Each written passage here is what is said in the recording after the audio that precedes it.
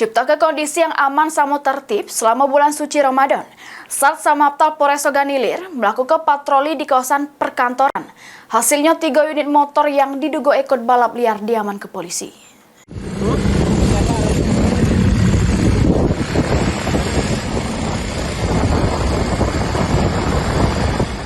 Patroli pagi dilakukan personil Sabara Polres Ogan Ilir dengan mengelilingi daerah Indralayo mengantisipasi aksi balap liar yang berpotensi mengganggu ketertiban sama membahayakan keselamatan pengguna jalan.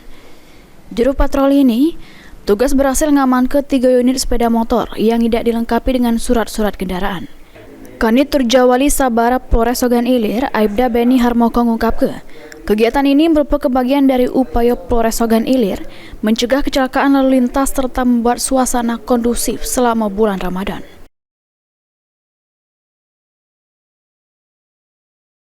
Polres Ogan Ilir, Polda Sumatera Selatan.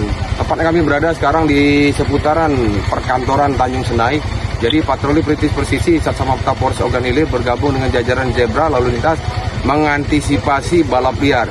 Sementara kami amankan adik-adik yang nongkrong persiapan tidak untuk kemungkinan balap liar di seputar Tanjung Senai. Sementara kami amankan, kita serahkan ke satuan lalu lintas untuk dilakukan penindakan.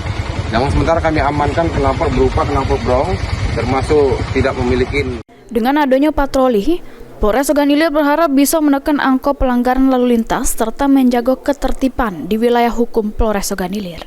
Ahmad Romawi, PAL TV.